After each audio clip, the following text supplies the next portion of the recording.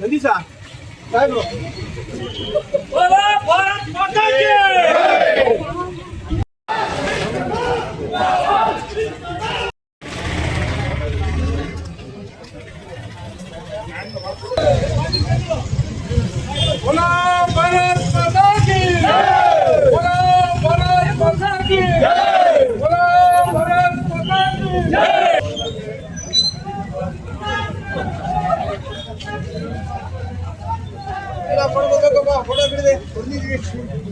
ನಮಸ್ತೆ.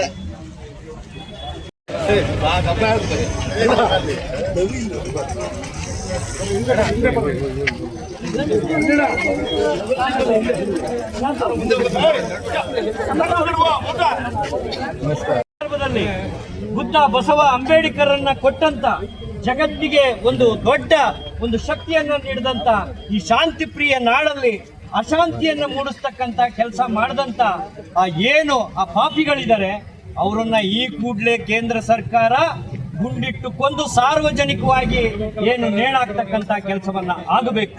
ಯಾಕೆಂದ್ರೆ ಭಯೋತ್ಪಾದಕರ ಅಟ್ಟಹಾಸ ಬಹಳ ಕಡೆ ಇವತ್ತು ನಮ್ಮ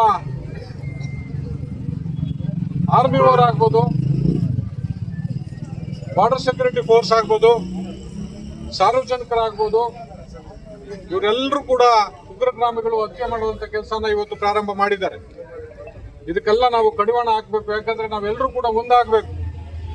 ಇವತ್ತು ನಮ್ಮ ದೇಶ ಉಳಿಬೇಕು, ನಮ್ಮ ಮುಂದಿನ ಪೀಳಿಗೆ ಉಳಿಬೇಕು ಅಂದ್ರೆ ನಾವೆಲ್ಲ ಎಚ್ಚೆತ್ಕೊಂಡು ಈ ರೀತಿ ಒಂದು ಪ್ರತಿಭಟನೆ ಮಾಡಿ ನಾವು ಇದ್ದೀವಿ, ಈ ದೇಶನ ಕಾಪಾಡಲಿಕ್ಕೆ, ನಾವು ಈ ದೇಶನ ಮುಂದುವರಿಸಲಿಕ್ಕೆ ನಾವೆಲ್ಲರೂ ಕೂಡ ಸಿದ್ಧರಿದ್ದೀವಿ ಅಂತ ಹೇಳಿ ನಾವೆಲ್ಲರೂ ಕೂಡ ಘಂಟಾಘೋಷವಾಗಿ ನಾವು ಕೂಗಬೇಕಾಗ್ತದೆ.